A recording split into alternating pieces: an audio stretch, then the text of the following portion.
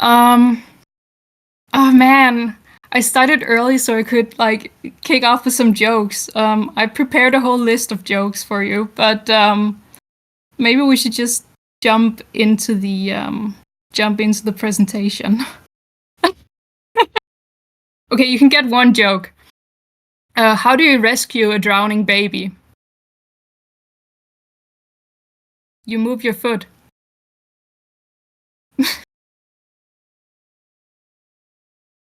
I I have so many jokes. We can take the rest of them at the end of the show. Usually I work from a really tight script because I'm extremely ADHD, and also, as you can probably tell, this is my second language. So sometimes I stumble over my words, or I use weird turns of phrases that make perfect sense in Danish but are like nonsense in English. So let's hope it works, just sticking to notes instead of script. Yeah. Hi everyone. I'm Ben Tennyson, from the hit show Ben 10, but you can just call me Poppy. I'm also a bison and a knoll, but that's sort of irrelevant here. And my pronouns are he, she, just like in this show. You think that's a joke, but like, no, it happens. If you don't know what my source is about, long story short, it started when an alien device did what it did, and it stuck itself upon his wrist with secrets that it hid. Now he's got superpowers, he's no ordinary kid, he's Ben 10. So, this show's about this kid who gets fused to an alien device that can turn him into various aliens. And at first it's just 10 aliens, but as the show goes on, he discovers more, and at the end, it's like I think it's 1,000,010 or something like that. It's a stupid number. And every warlord in the galaxy, of course, wants the device. So the show is basically monster of the week. You know, gets hunted down by aliens and fights them with aliens. And at the end of the show, he takes off the device and returns to a normal life until the series relaunches a few years later. So standard shonen stuff.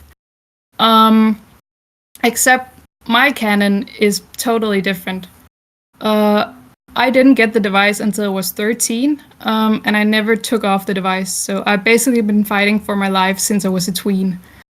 And in my canon, that's about 15 years now. So Ben, me, the version of me that is Ben, he's I think he's 28 now or so, almost 29. He's a couple years older than I am in the present world.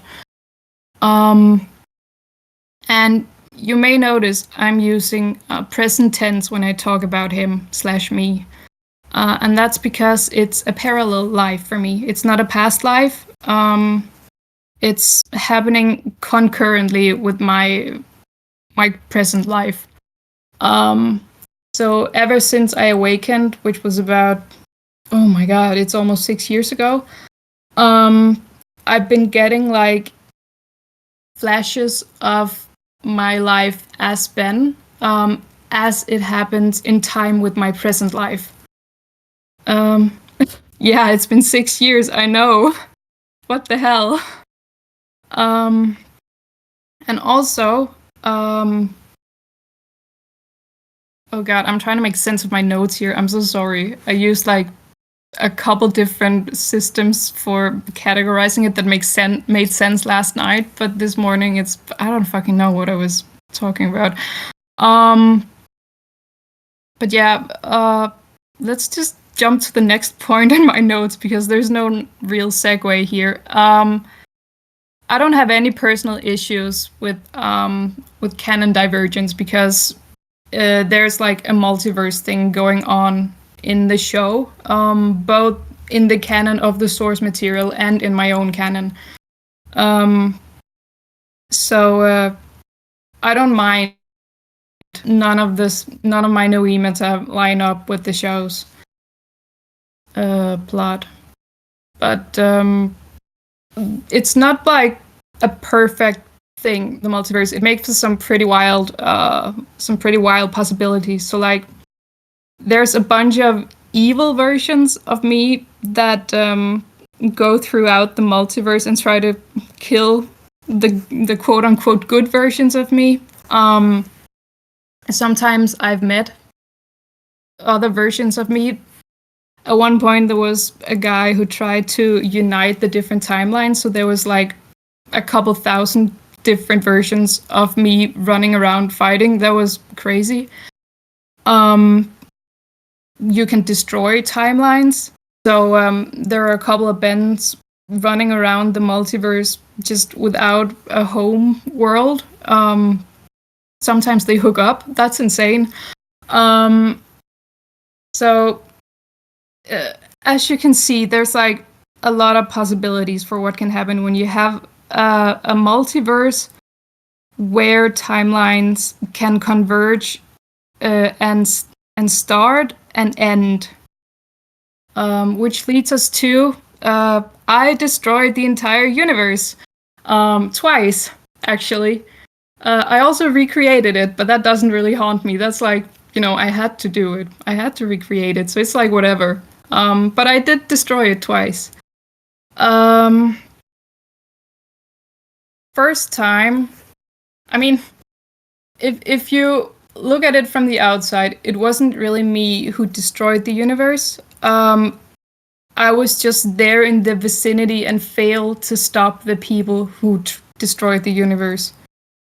But as I play the role of the hero, it's my job to stop those guys, and I didn't stop them. So I very easily end up taking on that responsibility of my own, especially because one of the times the universe was destroyed, we couldn't undo it, so we had to recreate it from scratch, which means that everyone I ever loved died, and the people who live now are like copies that we built.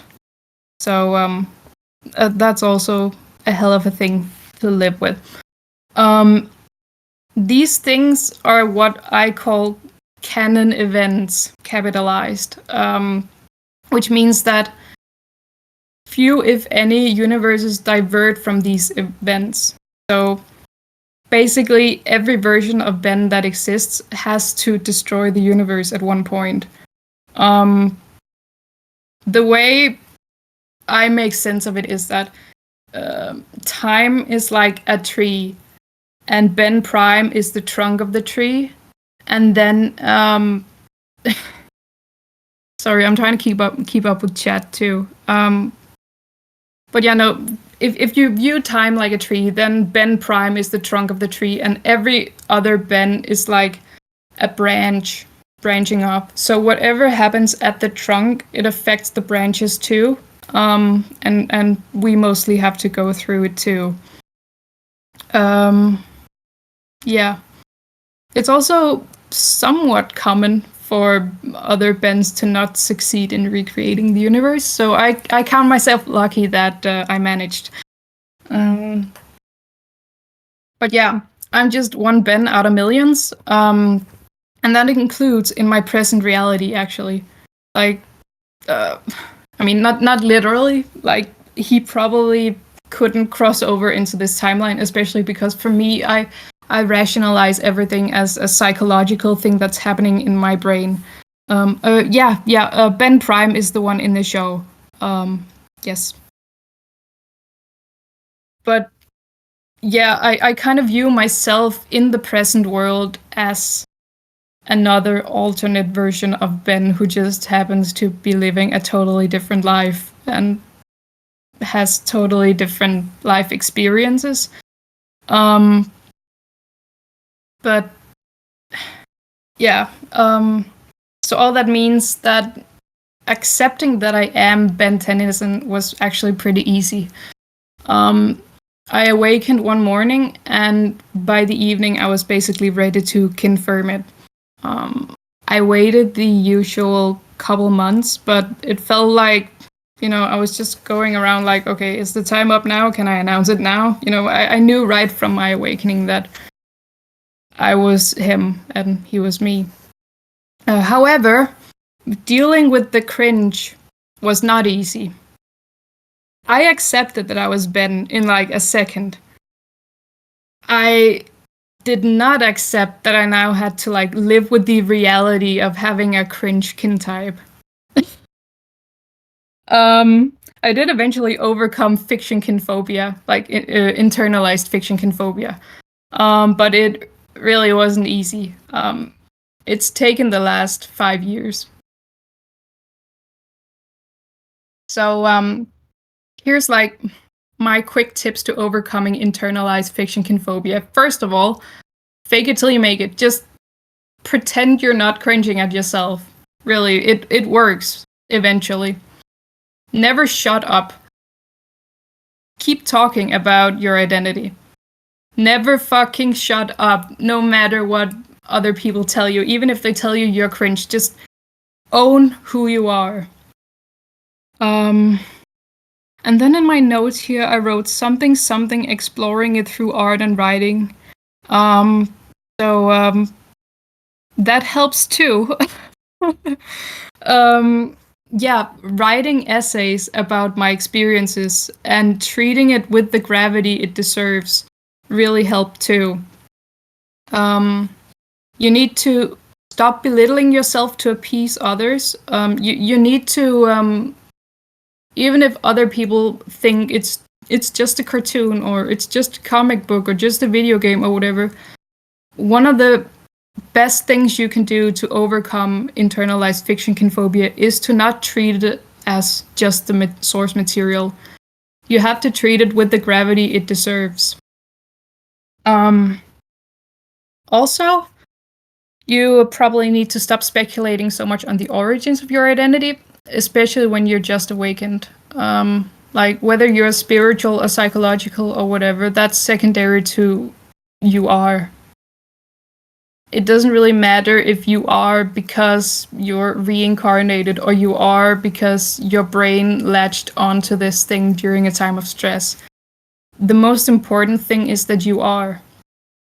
So if you've actually doesn't matter if you've just awakened or if you've been awakened for several years, I think one of the best things you can do to like assert yourself as fiction kind or fiction hearted or affective or whatever it is, one of the best things you can do is to sit down and try to ignore all that internal stuff about your origins and just focus on what you are here and now.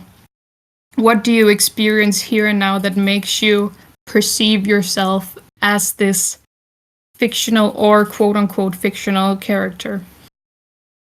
Like, do you experience phantom shifts or envisage shifts, or do you get noemata, or how do you feel when you're watching the show? Does it feel like watching another version of yourself, or does it feel like you could step into the screen and take over for the character? Those are the kind of things that make you fiction kind, or etc. Sorry, this is very fiction concentric. Other fiction folk. Yeah. Oh, I have one more step written down to overcoming fictionkinphobia. It did help for me to take it in steps. I started out by distancing myself a little from my fictotype by referring to him as my fictotype instead of saying Ben Tennyson, because at the time it felt sort of like I got something stuck in my throat every time I had to say his name. And when you're at that early stage, you have to just say something. So if you have to put a bit of distance between yourself and your fictotype to be able to say something, then that's worth it. And eventually you'll be able to say their name. More personally, it also helped for me overcoming cringe that my canon is divergent in pretty gruesome ways. I don't feel like it's as cringe when it's got, I don't know, gore and sex, blackjack and hookers. I'm an adult, and this is a canon for adults, you know. So my canon is not a Monster of the Week kids show. We got like heavy politics and stuff. Like some of my noemata basically. I haven't watched Succession, but I imagine that's what Succession is like. You know, talking about, who gets to be this role in the COP organization, and this trade disagreement between these two planetary factions, and things that wouldn't be very fun in a kids show. Also, violence off the charts. Like, I can't count the number of times I've been fatally wounded and only survived because of the Omnitrix, which, for those who haven't watched the show, is the device that lets me turn into aliens. Whenever I transform, the device heals me or the body I've just turned into. So injuries don't carry over. Unless there's a glitch, which happens sometimes. I have tried a few times where, like, I broke my arm and it was like, whatever, I'm just turning back, and then my arm was still broken. So that kind of sucked. But yeah, in a way, the Omnitrix is so entwined with my entire identity that it feels somewhat less like I'm kin with Ben and more like I'm kin with the fusion of Ben and the Omnitrix, which, when I've talked to other people about it, they've described it sort of like a median system, which I don't really have experience with, but going off the word of others, it sounds about right. Like, we are two separate entities in a way, but our consciousness, yeah, I think that's a plural. Our two consciousnesses overlap, and whenever we're separated, we feel like two entirely different people. Or it feels wrong to call the Omnitrix a person, but like, it's an AI of sorts. It doesn't talk, but it's an entity in a way. So yeah. And my parallelity, like, from my present self to my Ben self, has also been compared to a plural thing by others, which I don't think it's too uncommon for parallel lives to have some overlap with plurality. So whenever I get not envisage shift, what do you call? Whenever I get like a noema that flashes into my brain, it's like a split second of shared consciousness almost. It's like I'm a passenger in Ben's body, my body in the other universe, except that version of me, he is unaware that we're sharing a body. It's just me who gets transported into it for a split second, and then, like, I'm back in the present world. So while I don't consider myself plural, it has sort of some overlap with plural experiences there. And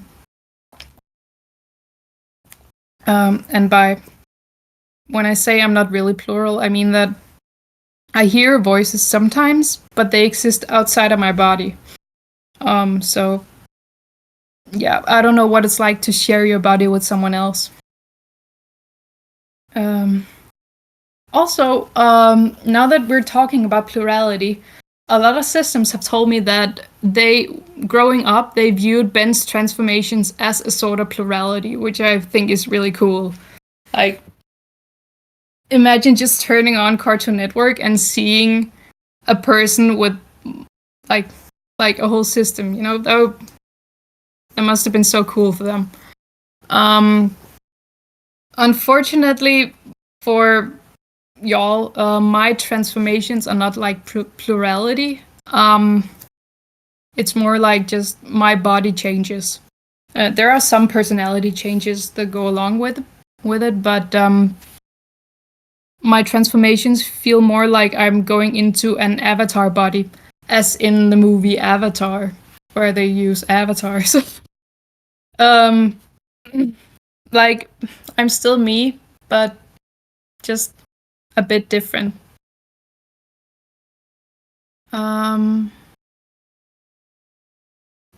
Yeah, I'm looking at my notes again, sorry. Also gonna take a drink of water while I'm at it. Yeah, I get a lot of noemata about the transformations. And in a way, I'm kin with those too, but not really. It's complicated. In the same way that I'm kin with Ben and the Omnitrix and the fusion of the two. There's a lot of stuff overlapping because it is such an all-encompassing identity. Like the Omnitrix was literally invented to collect every sapient species in the galaxy and other galaxies. So it's there's a lot of facets to it that are hard to explain. But yeah, a lot of the time when I get noemata about that life, it's just this transformation exists, or this is how it feels to be this alien. Like a lot of the shifts I get are just now I have 4 arms. Okay, I guess that's a fictionkin thing, having 4 arms.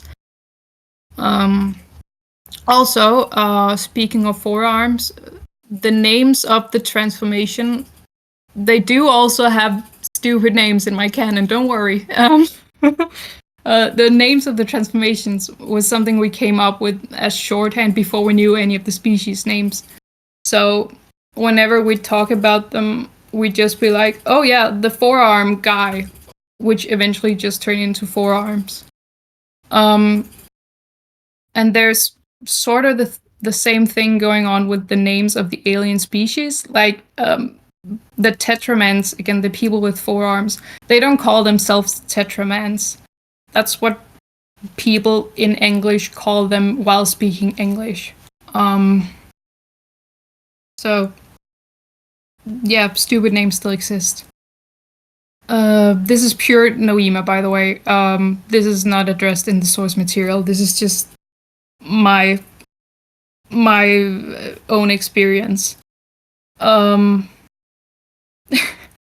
Being fiction kind was weird enough. This might as well happen. Yeah. Oh god, I have these notes are total chaos. It just says source simplification, which is like a word I came up with a couple years ago, which never caught on because it's like I don't know. But source simplification is basically what I have used to describe the experience of watching a very, very simple show as a representation of a very complex canon. So watching my source is how I'd imagine George Washington would feel if he could watch an episode of Liberty's Kids. That's how I usually described it. And I think that reference only works for Americans. I don't even know why I know what Liberty's Kids is. So like my favorite example is in the show there's an episode where I have to play I have to help 2 warring peoples make peace. And in the show they're about to go to war because one of the planets didn't provide proper toilets for the other planet while they were visiting. And in my canon, they were about to go to war because one of them violated a taxation thing they had going on in interstellar space between their 2 systems. But I guess taxation issues aren't important enough for kids to learn about, so they got toilets instead. Another thing that's going on with the I'm trying to find the right word in English. The disconnect between a simple source and a complex canon is that cartoons don't show any of the downtime. Like, it's always action, action, action. And the dialogue is always snappy. People are not that funny in real life, except me. Like, cartoons are written to be entertaining, and real life is not like that. So I think it's natural that there will be a disconnect between a source and your canon. The way I described it when I first wrote about source simplification all those years ago was oh god, I forgot I just copy pasted it in here. To quote myself, I honestly considered calling it source bimbofication since I feel like it captures the feeling better. The whole idea of dumbing things down for mass appeal. But I want people to be able to discuss it without cringing, so source simplification it is. It's not just canon divergence. You can be canon divergent without having a simplified source material. It's a specific type of canon divergence where your noemata are significantly more complicated than your source. It seems like it's the norm among fiction folk, but it doesn't hurt to have language describing normative experiences. Yeah. I don't have a nice segue into the next part, but I also wanted to talk a bit about my experiences with the hero and superhero archetypes, which are not the same thing, by the way. In the wise words of one Mr. Megamind, a villain is like whatever a supervillain has presentation. I haven't watched the movie in years, sorry.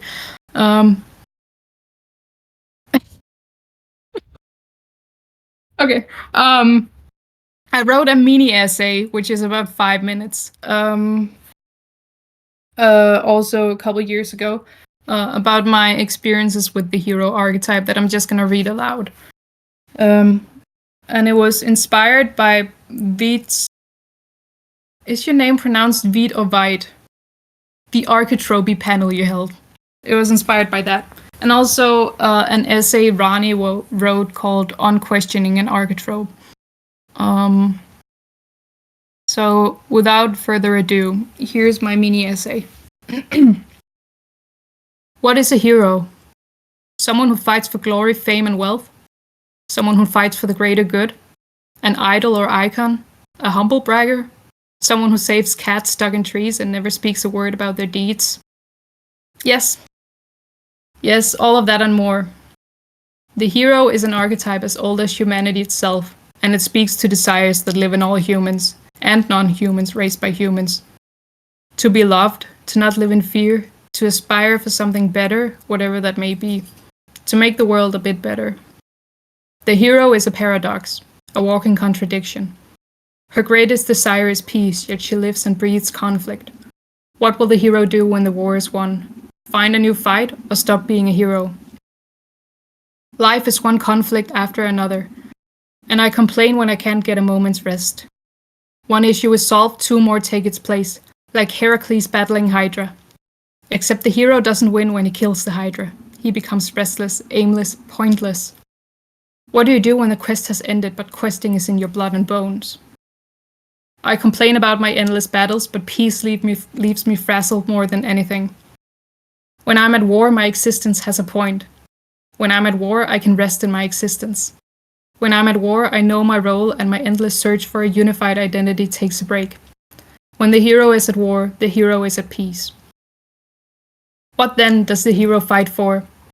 Not for the greater good, but for self-fulfillment. That is the original meaning of the word. According to Wikipedia, a hero is a real person or a main fictional character who, in the face of danger, combats adversity through feats of ingenuity, courage, and strength. The original hero type of classical epics did such things for the sake of glory and honor. Post-classical and modern heroes, on the other hand, perform great deeds or selfless acts for the common good instead of the classical goal of wealth, pride, and fame. The antonym of hero is villain. What sets the classical hero and villains apart is not our motive. We're both just fulfilling our nature. What sets us apart is outsiders' interpretations of us. We are classified less for our drives and desires and our actual feelings, and more about how strangers like or dislike us. What makes me a quote-unquote hero is not my drive to act, it's my desire to be liked. My fear of being disliked. Like the villain, I crave conflict in life, but unlike the villain, I only join conflicts where I have a decent chance of coming out the other side looking good. But it comes at a cost. Can you believe it? That concerning yourself with being appealing to others and with joining the conflicts others want you to join has a cost. The hero is an idol. The hero fights because fighting is her lifeblood, but the hero fights for others because simply joining random street fights won't win you any love or fortune. And because the hero fights for others' sake, the hero is idolized, and idols don't have personhood. The hero reduces himself to an object because being a well-liked object still beats being a maligned villain. The hero sacrifices autonomy for acceptance. The hero doesn't exist without idolatry and objectification in the most basic sense of the words. The hero may as well be a helpful footstool, but at last, the hero is liked. And, yeah. Time for questions. I figured I could just, let people join the stage if they want to. I'm not sure how, though. Oh, thank you. You're so sweet. But yeah, I was hoping this could be sort of like a discussion because I'm sure a lot of you have related to some of what I've said. Thank you. I have more excellent, if I do say so myself, essays on my website. Here's the one I just read aloud. But yeah, if anyone wants to join in, you can share your experiences in the panel questions, and I'll read them aloud. Or you can hop on if you want, or I can tell you more jokes while we wait.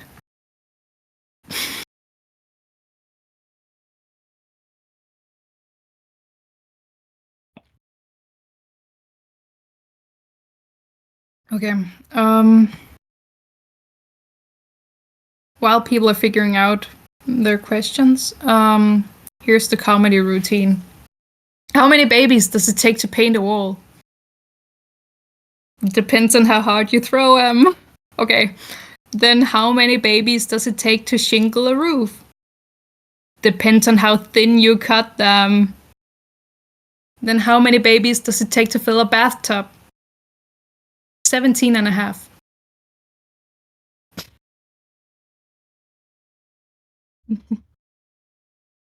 That's one of my faves. What's the difference between a baby and a Hershey's? About 600 calories.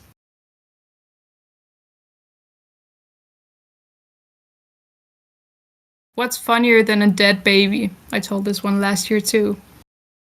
A dead baby with a clown nose. Then what's funnier than a dead baby with a clown nose? A clown with a dead baby nose.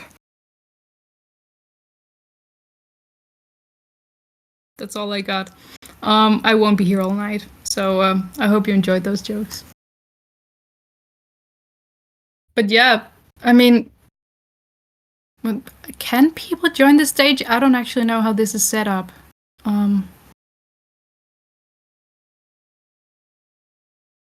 Oh, there's a question. I'll let you join the stage in a moment. First, I'll answer this question by Azur. Do you feel connected to the villain Benz in any way, like a me but to the left situation? I do, absolutely. They feel less like me to the left and more like me if everything went wrong. Like they are still me. Just Like, I could end up like them. It's the same thing I feel when I look at bad people in this life, you know?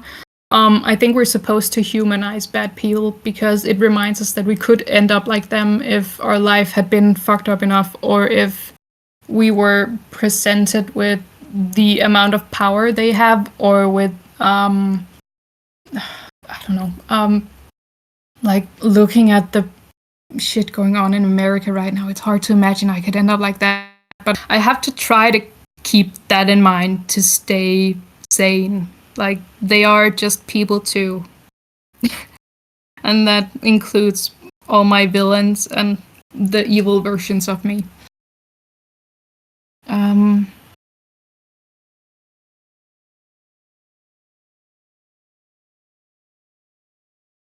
did someone want to join the stage? Or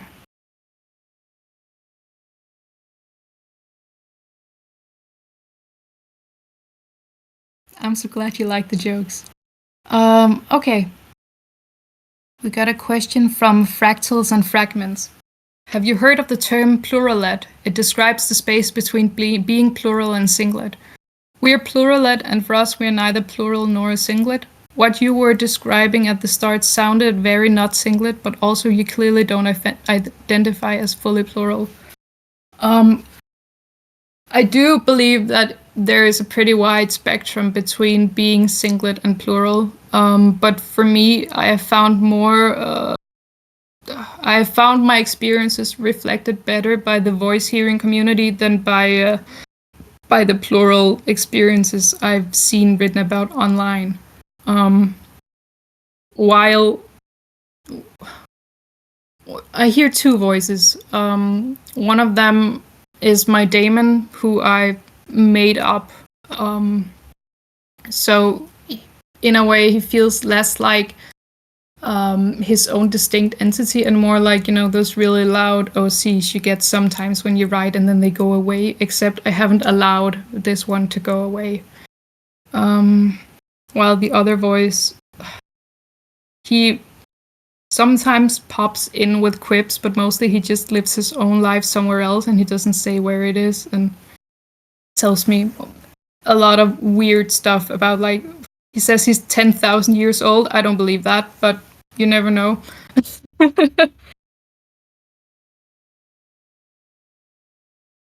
I'm so sorry, Tenix. I hope maybe someday you get a bit of peace from your loud OCs. um, a question from Nemi about the Omnitrix. Since you couldn't take it off, did you ever get rashes and other wrist skin issues?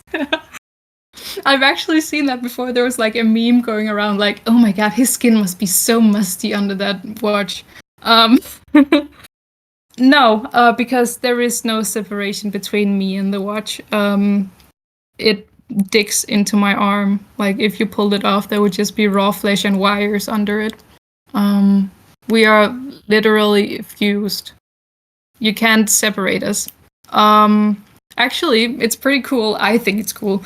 Its wires are, yeah, I'm like a cyborg. Its wires have kind of embedded themselves into like most of my body. So if you try to cut off my arm to remove the Omnitrix, you would just destroy it because so much of it is in me and not in the watch. I think it's pretty cool. A lot of people think it's sickening. I think it's sick as hell. But you should also moisturize for unrelated reasons. It's very healthy for you. I try to moisturize once a day. I mostly forget, but it's good.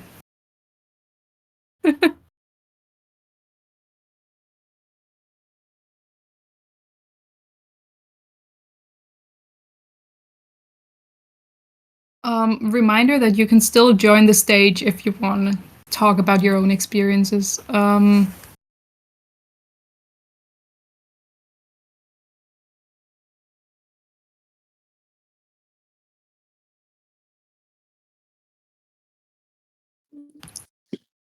All right. Testing, testing. Am I heard well?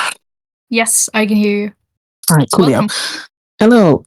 So I mentioned in chat earlier that I join in with context on being a magical girl, or at least my position as someone who comes from a Mahou Shoujo source. Mm, So, in my experience regarding source simplification, I would say, yeah, it's definitely prevalent in the sources. Excuse my dog. Her my sister's friend at the door. Um, it's definitely prevalent within my ficto type genre. I wouldn't say my world is adult per se in terms of my forgive me, I do pronounce it as no Amada. um it's all it's more right. it's more I teen just rated like if anything. being pedantic for no reason. It's more teen rated if anything, I would say. So nothing too graphic or sensitive. I would say it would be kind of similar to maybe Symbiotic Titan or Motor Love City in that terms show. of rating. um but nothing like very Disney Junior esque, to put it simply. That said, from my experience, I also face a dilemma with having a lot of what is it approaches from Mahou Shoujo writers and artists that take things in the direct left route of source simplification, where it's like I see a lot of, well, I wouldn't say a lot, but there's definitely some folks who try to reconstruct Mahou Shoujo in a way that's extremely graphic. So a good example being like Magical Girl Site. Do not recommend that if you don't have the stomach for it. Um, and I guess for me is just the complicated thing is just like a lack of nuance when it comes to how Mm, my source and like other fictional media within my source's genre approaches certain experiences and topics, but it's either in a way that it's so bare bones that like it's you can tell it's geared towards just small children, kind of similar with like your case with the war, like yeah, it's like your mind has to fill in the blanks to make it complex. right. Or alternatively, there are like mature approaches to these topics, but the way that they're approached is very gratuitous. Like, Mm, yes, it's for adults, but at the same time, it's like, is this, are you actually approaching it in the context of it being a realistic or serious situation surrounding us additionally, and what we do? Or are you just doing it because you can? and in addition, since this was made as a show to be watched, are you actually enjoying watching this? Right. Like, I don't know. It's very complicated for me, especially since like I don't come from a specific Maho shoujo show. At least in this world, it's like a fiction within fiction type of situation, if I can word it Oh God. best. um. So, but like either way, I still have that sort of connection with Maho shoujo content within this world. Either way, so I guess the best way I kind of like want to word that feeling um is like you're like you're on the nose, but at the same time you're doing it like I see it so much in like an overly gratuitous way that it doesn't really feel like capturing the reality of like these types of situations. Like Yeah. you can certainly do it, but it's also like, yeah, no, nothing overly extreme really comes about that. It does have those very heavy implications, but it's nothing that goes about it Yeah. in like goes about it in a way that's just mind-numbingly like grim dark. I talked about it a bit the other day. I think it was Dove who brought up Animorphs as an example. Um, where when you read the Animorphs books as a kid, it's pretty standard kid violence. But then when you read them as an adult, they're set up in a way where it's very, very easy for your mind to fill in the blanks and make it extremely violent. But the source material didn't need to be gratuitously violent to make it violent in the mind of the adult reader. Right.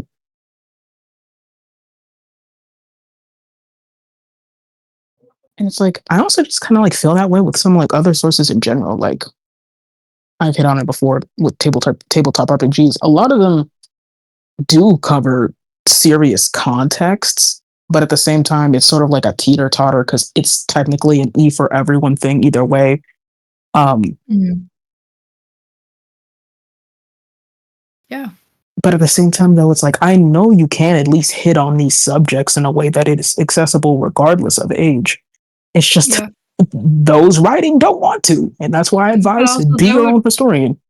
that would require writing talent. Exactly. Yeah. Thank you. Yeah, no problem. Thanks. Kyle? Welcome. Yeah, hi. Yeah, oh gosh, hit with it with a wave of anxiety. No Hopefully worries. nothing You're among sounds weird. friends. Thank you.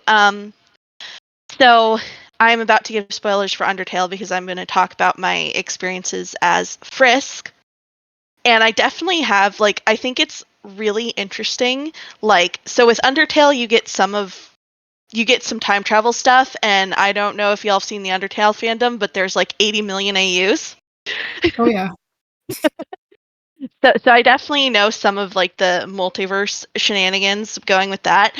But like in terms of like source simplification specifically, the way the video game is laid out, it seems like Toby Fox has it where Frisk's journey through the underground takes a single day, and there's a lot of implication that it takes a single day. But I remember I stayed with Toriel for weeks. I was there with her for weeks, right? Like I didn't move on for weeks. And like you're not going to show that in a video game, even if it doesn't take a day, even if you're like, no, there's no way it took a day. Because I wasn't doing jack shit. I was literally sitting there getting lesson plans and stuff. Like, that's not fun to play as a game. And I think that's something, too, that, like, in a gamified context, like, you're not going to get certain details because that's not going to be fun for someone to play as a game. So that's Yeah. kind of my thought on like source simplification and how like even in like a mature source or where it's not necessarily missing details, like Undertale's whole thing is that humanity shoved monsters underground and trapped them there, right? But like so the simplification isn't necessarily in terms of like the content matter, but more so just like paring it down to make a fun game. And there's a lot of little details that just don't come out. Yeah, I totally get that. I actually have a sort of similar example from my own canon. So space travel, the way it's portrayed, you jump into a spaceship and then you fly hyperspeed to the planet where you're going. And I think they mentioned once that it took a few days, but in this show it's portrayed like an instantaneous thing. Whereas in my Noimata, you jump into the spaceship, you fly through real space for, I don't know, a few days, locate a safe place to jump through a wormhole, and then you spend another couple days flying through real space. And most of that time in real space is just like, you're not piloting the way a pilot would. You're sitting on a computer and typing commands and calling around and making sure you have the permissions to fly here and the permission to land and whatever. And it's very boring. I think that's it. Like, downtime is very boring. Your lesson plans would be boring for the average player. Maybe there are a few crazy people like us who would enjoy it, but Oh yeah. but yeah. Yeah. And then beyond the source simplification as well, it's very interesting. Undertale one so I definitely had like kind of a special interest with Undertale and I still do. I'm still obsessed with the game.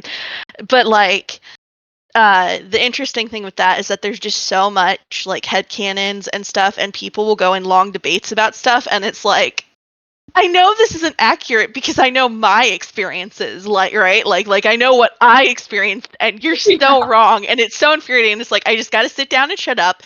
There's so many variations of things. Like I know other Frisks who experienced other things. I have someone who I know from my canon, but then they also exist in other canons. Like they had multiple lives as different variations of this character in Undertale, right? So they have a bunch of different canons, and it's just like I gotta sit down and shut down. But when people are so wrong about it, because I know they're wrong, because I know it's different, because I was there, it's just like, oh, I got it. It's hard sometimes. It's hard sometimes. I feel you so bad.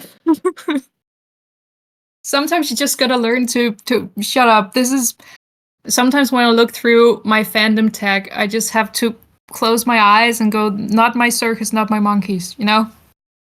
Yeah, Gotta train absolutely. thyself to not say you're wrong. I can't say that out loud, but you're wrong. Yeah. Yeah, I know in my it's mind that I'm right. yeah, it's just you just gotta sit down and shut up sometimes and just deal with people getting it wrong, because you know it's wrong, but also like it's not that deep. It's not that big of a deal. It feels like a big deal because it's you. This is your life they're talking about in a way, but also Right. it's not about you. They don't associate that with you. They associate that with this character in a game or a TV show or other form of media. Yeah, I think that's a very good way to put it. Like, you are not the character they like. You're a different person who just happens to have 99% of yourself in common with that character they like. Yeah. Yeah. Yeah, so that's kind of what I wanted to say about my experience with that, and in terms of like dealing with all of that. Yeah, thank you.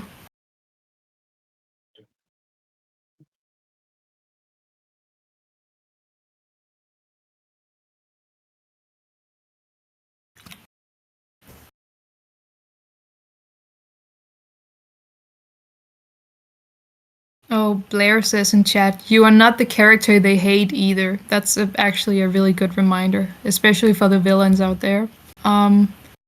I don't know if you caught it from that mini essay about hero stuff, but I, you know, maybe villains are a paratype of mine. I just realized I have a lot of sympathy for villain characters because I feel like in many ways we're two sides of the same coin. And villains don't deserve the hate they get. We could all end up like that given the right or wrong conditions.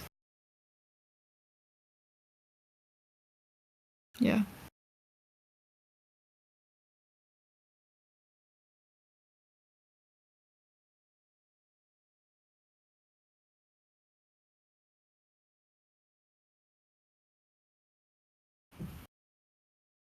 Never shut up about yourself. Sometimes shut up about your opinions when it might be hurtful. Yeah, that's a pretty good way to put it. But especially never shut up about yourself because that's also a point I made, so it's doubly correct now. No, but yeah, real.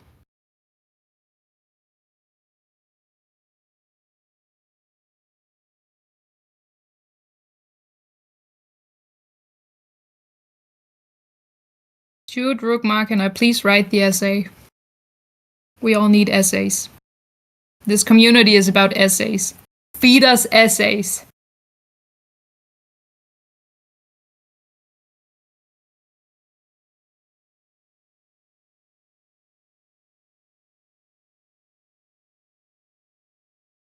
I think that's all we had to say. So if no one else has any last minute comments they want to give or last minute questions, I think I'm gonna turn off.